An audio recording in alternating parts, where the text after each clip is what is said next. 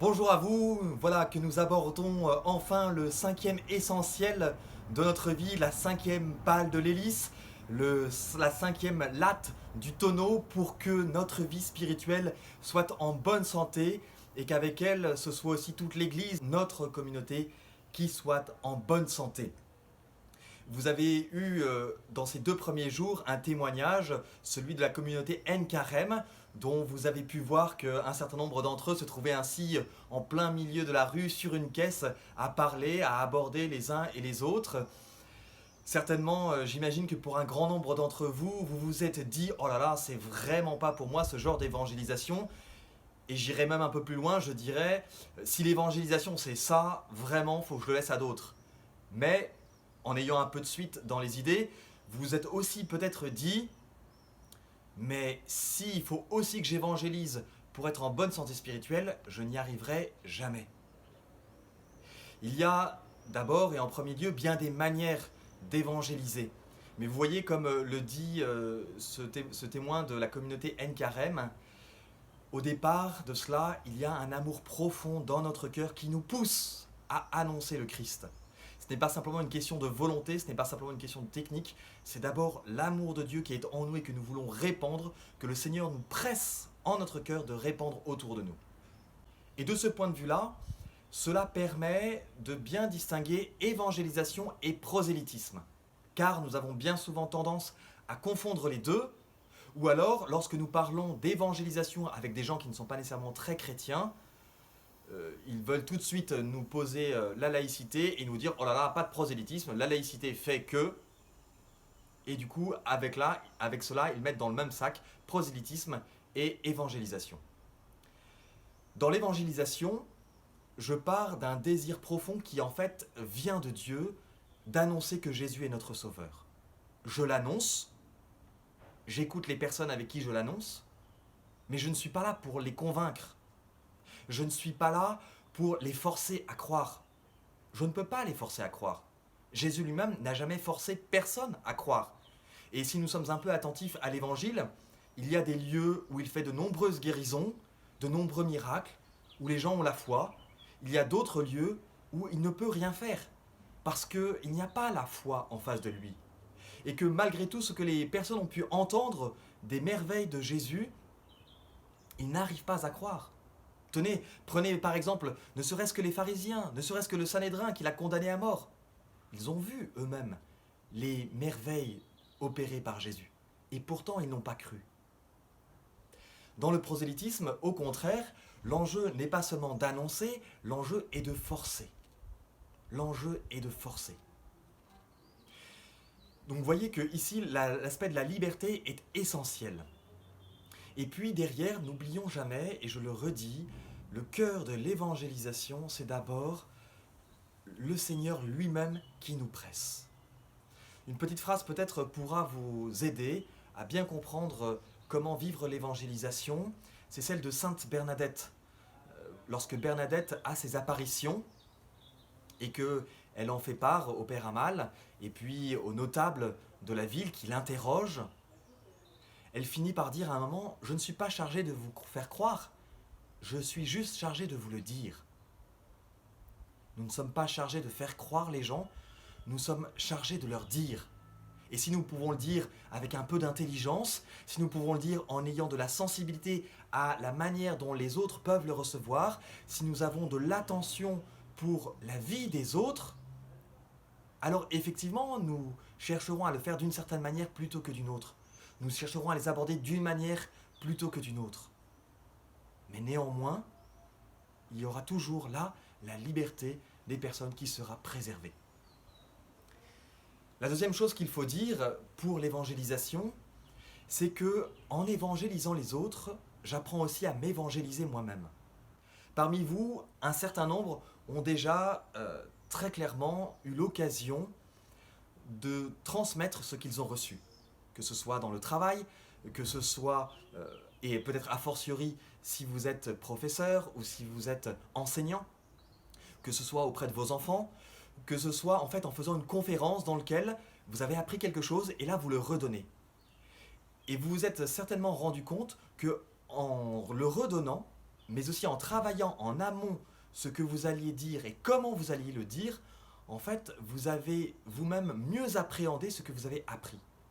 Le fait d'enseigner aux autres, le fait de leur transmettre, nous pousse nous-mêmes à mieux comprendre notre foi. C'est ça aussi qui est beau, c'est que lorsque j'évangélise les autres, en fait, j'apprends moi-même à m'évangéliser. Je prends conscience du fait que certaines questions qui jusque-là étaient restées pour moi comme des sortes d'évidence ou avec des réponses toutes faites, lorsque je dois les traduire en mots pour les autres, cela est nettement plus compliqué. Mais le travail que je fais pour arriver à leur transmettre est en fait profondément fructueux pour moi-même. Ainsi, l'évangélisation touche les autres, mais touche aussi ma propre personne. D'où vient l'évangélisation? Pourquoi est-il si nécessaire que l'évangélisation soit au cœur de notre vie pour que nous ayons une vie spirituelle en bonne santé? Eh bien, il nous faut revenir pour cela notamment à ce que l'on appelle la finale de Saint Matthieu, c'est-à-dire les derniers versets de l'évangile de Saint Matthieu où Jésus, peu de temps avant de monter au ciel, peu de temps avant l'ascension, leur laisse un dernier commandement. Nous sommes au chapitre 28 de l'évangile selon Saint Matthieu, au verset 18 et suivant. Jésus s'approcha d'eux et leur adressa ces paroles. « Tout pouvoir m'a été donné au ciel et sur la terre. Allez, de toutes les nations faites des disciples. Baptisez-les au nom du Père et du Fils et du Saint-Esprit. Apprenez-leur à observer tout ce que je vous ai commandé.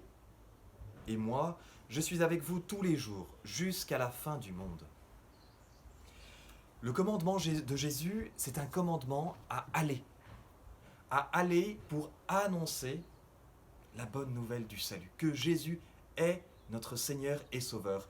Et cela se traduit en disant « Allez de toutes les nations, faites des disciples ». De toutes les nations, c'est-à-dire de tout le monde, sans exception. Tout le monde est appelé à être sauvé par Jésus. Car Jésus est l'unique voie de salut. Et faites des disciples. Alors ici, en français, si nous lisons un peu rapidement, nous aurions l'impression qu'il y a 3 choses à faire. Faire des disciples, baptiser et apprendre à observer tout ce que Jésus leur a commandé. En réalité, c'est un peu différent. Dans le texte de la traduction liturgique, il est dit « Faites des disciples, baptisez et apprenez-leur à observer mes commandements. » C'est-à-dire faire des disciples, c'est le point essentiel. C'est ça l'objectif de l'évangélisation. Faire des disciples. Par quoi cela va-t-il passer? Par le fait de baptiser et d'apprendre à suivre les commandements. Il ne suffit pas donc de baptiser, il faut encore apprendre les commandements. Et vous le savez vous-même, apprendre les commandements, ce n'est pas simplement un apprentissage intellectuel, lorsque je sais réciter, même si ça serait déjà une chose, si déjà nous-mêmes nous connaissions les commandements du Seigneur, mais c'est aussi apprendre à les vivre au quotidien, à réaliser ces commandements, à les mettre en pratique dans notre vie. Ça, c'est le premier élément. Le Seigneur demande juste avant de partir que nous allions pour faire des disciples, et pour nous rassurer, il nous dit qu'il est là avec nous tous les jours de notre vie, et juste au-dessus, qu'il a tout pouvoir au ciel et sur la terre. La deuxième chose, c'est comment vivre cette mission. Ici, nous pouvons relire de manière particulière les chapitres 9 et 10 de Saint Luc. Au chapitre 9, Jésus commence par envoyer les 12, son cercle rapproché. Et au chapitre 10, il envoie les 72. Ça veut déjà dire que d'abord il envoie le cercle de ses proches, et ensuite, comme par capillarité, il demande à un cercle plus ample d'évangéliser. Ça veut dire que dès le départ, Jésus ne porte pas la mission seul, mais il y envoie ses apôtres, et ensuite ceux qui sont autour des apôtres. La deuxième chose, c'est que Jésus envoie ses disciples 2 par 2. On pourrait penser évidemment que c'est plus simple 2 par 2, parce qu'au moins on n'est pas tout seul. Et puis éventuellement il y en a un qui peut prier pendant que l'autre parle, pourquoi pas? Mais c'est aussi pour nous rappeler que la mission, comme toutes les réalités de notre vie spirituelle, est communautaire.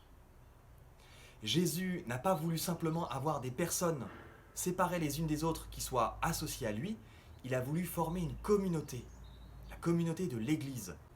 Donc dans la mission, il n'y a pas de raison que nous ne la vivions pas aussi en communauté, que nous ne la vivions pas avec des frères et des sœurs. La troisième chose, c'est qu'il demande aussi de partir sans bourse, ni sac, ni sandales, comme pour nous rappeler que l'essentiel n'est pas d'abord la technique, l'essentiel n'est pas d'être surchargé de plein de richesses qui en fait risquent de nous encombrer. Nous devons aller dans la mission comme des pauvres. Et en fait, nous aurons toujours l'impression, le sentiment d'être des pauvres. Vous voyez le témoignage que nous avions eu de la communauté NKRM, ils ont beau avoir l'habitude de le faire cela, de faire des missions dans la rue, il y a toujours le moment où ils doivent se lancer, comme se jeter dans le vide. Et ça coûte. On a toujours l'impression d'être un pauvre. Mais c'est essentiel dans la vie spirituelle de garder en nous ce sentiment de pauvreté. Parce que ce sentiment nous renvoie à la réalité. Nous sommes des pauvres. Si nous n'étions pas des pauvres, nous n'aurions pas besoin de Jésus. Le fait de se sentir pauvre nous aide à nous rappeler que effectivement nous sommes pauvres et donc que nous avons besoin de Jésus. Et cela nous renvoie à sa promesse « Je suis avec vous tous les jours jusqu'à la fin des temps ». Et puis ça nous permet aussi de nous rendre compte que nous allons pouvoir bénéficier de la sollicitude de ceux qui vont nous accueillir. Jésus dit, lorsque vous entrez dans les maisons, ne passez pas de droite et de gauche, ne faites pas toutes les maisons, allez dans une maison et là vous vous fixez, c'est-à-dire entrez dans la vie de ces personnes. Ne saupoudrez pas. Et puis laissez-vous servir par eux. Non pas parce que nous exigeons d'eux qu'ils nous servent, mais parce qu'ils seront heureux de nous apporter le gîte, de nous apporter le couvert. Combien de fois, comme prêtre, lorsque je viens vous rendre visite, je suis presque gêné de devoir recevoir de vous. Et pourtant, je me dis à chaque fois, mais je suis idiot d'être gêné. Je sais bien que je ne suis pas d'abord là pour recevoir cela de vous. Je ne cherche pas de vous à vous épuiser, à épuiser vos ressources. Mais si vous le faites avec joie, pourquoi ne le recevrais-je pas ? Et même juste avant cela, il y a un élément essentiel. Jésus te dit, quand vous arrivez dans une maison, dites paix à cette maison. Et s'il y a là un ami de la paix, cette paix ira reposer sur lui. Cette paix, elle signifie bien évidemment qu'on ne vient pas là en vainqueur, on ne vient pas là avec violence. Et ça, cela nous renvoie à la béatitude, dans laquelle Jésus nous dit « Heureux les doux, ils obtiendront la terre en héritage ». Si nous sommes doux et non pas violents dans notre évangélisation, eh bien, nous arriverons à accéder à la terre qu'est l'autre. L'autre nous donnera accès à sa terre et nous ouvrira la porte de son cœur. La paix nous renvoie aussi à cette réconciliation que Jésus est venu apporter entre nous et Dieu. Par notre péché, nous sommes en guerre avec Dieu, nous sommes séparés de Dieu, mais Jésus vient nous réconcilier avec Dieu, nous mettre en paix avec Dieu. Et si nous sommes en paix avec Dieu, alors nous pouvons peu à peu employer cette paix autour de nous, dans notre rapport avec nous-mêmes pour apprendre à s'aimer soi-même, dans notre rapport avec nos familiers pour apprendre à les aimer, dans nos rapports avec ceux qui peu à peu sont de plus en plus loin de nous, de manière périphérique, parce que simplement ils ne sont pas au cœur de notre vie. Donc la paix est ici quelque chose d'essentiel, pas simplement comme une absence de conflit, mais en fait comme un apaisement de notre cœur, parce que notre cœur est à sa place dès lors qu'il est relié à Dieu. Nous avons donc là quelques indications qui viennent nous rappeler à la fois comment vivre l'évangélisation et en même temps quel est le but, faire des disciples, et cela se fait dans la paix. Une étude américaine notait que dans l'évangélisation, 80% des personnes qui retournent dans une communauté chrétienne, qui retournent à pratiquer la foi ou qui découvrent le Christ, le font par le biais des relations fraternelles. C'est-à-dire par une relation de proche en proche, la relation qu'il y a dans la famille, la relation au travail. Parce que ces personnes sont marquées par la qualité du cœur des évangélisateurs, la qualité de leurs relations. Ils sont marqués par cela et ils sont bouleversés au cœur et ils cheminent. Dans 0,01% des cas, les personnes ont été touchées lors d'une évangélisation de rue. Et dans 19,99% des cas, c'est par le biais d'un événement marquant où ils ont été invités, que ce soit une messe, que ce soit un temps de prière, que ce soit un lieu de formation, quelque chose qui a touché leur vie. Cela nous permet de ne pas oublier que l'évangélisation ne se limite pas à l'évangélisation de rue, bien au contraire. Et si l'évangélisation de rue a son intérêt, et cela vous pouvez le voir dans la vidéo bonus que nous vous laissons sur le site qui est faite par Annuncio, ce groupe qui a l'habitude précisément de faire de l'évangélisation de rue, de faire de l'évangélisation de plage, cela vient quand même nous rappeler que le cœur de notre évangélisation, il se fait avec les gens qui sont autour de nous. Mais que ce qui est en jeu, c'est la qualité de notre cœur. C'est de savoir si, dans notre cœur, le but de notre vie, c'est de faire des disciples, et si le moteur de notre vie, en fait, c'est l'amour que Dieu a pour nous. Ou si le but de ma vie, c'est la réussite. Même une réussite légitime. Celle de voir ma paroisse remplie, par exemple. Celle que dans mon travail, je puisse toucher les gens. Le premier moteur, le moteur qui devrait être l'unique, c'est l'amour que Dieu a pour nous. Et si nous vivions de cet amour-là, nous serions poussés vers les autres. On entend beaucoup parler d'évangélisation aujourd'hui, mais en réalité, dès les années 60-70, on a déjà des textes des papes sur l'évangélisation. Et parmi ces textes, il y en a un qui est essentiel, c'est celui du pape Paul VI, qui a été publié le 8 décembre 1975, et qui s'appelle Evangelii Nunciandi, en annonçant l'évangile. Au numéro 21, voilà ce qu'il dit. L'évangile doit être proclamé d'abord par un témoignage. Voici un chrétien ou un groupe de chrétiens qui, au sein de la communauté humaine dans laquelle ils vivent, manifestent leur capacité de compréhension et d'accueil, leur communion de vie et de destin avec les autres, leur solidarité dans les efforts de tous pour tout ce qui est noble et bon. Voici qu'en outre, ils rayonnent d'une façon toute simple et spontanée leur foi en des valeurs qui sont au-delà des valeurs courantes, et leur espérance en quelque chose qu'on ne voit pas, dont on n'oserait pas rêver. Par ce témoignage sans parole, ces chrétiens font monter dans le cœur de ceux qui les voient vivre des questions irrésistibles. Pourquoi sont-ils ainsi ? Pourquoi vivent-ils de la sorte ? Qu'est-ce que ou qui est-ce qui les inspire ? Pourquoi sont-ils au milieu de nous ? Un tel témoignage est déjà proclamation silencieuse, mais très forte et efficace de la bonne nouvelle. Il y a là un geste initial d'évangélisation.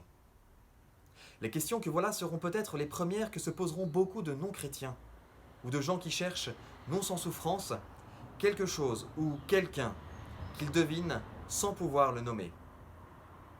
D'autres questions surgiront, plus profondes et plus engageantes, provoquées par ce témoignage qui comporte présence, participation, solidarité, et qui est un élément essentiel, généralement le tout premier, dans l'évangélisation. À ce témoignage, tous les chrétiens sont appelés et peuvent être sous cet aspect de véritables évangélisateurs. Nous pensons spécialement à la responsabilité qui revient aux migrants dans les pays qui les reçoivent. Ici, il parle des migrants chrétiens quand ils arrivent dans d'autres pays.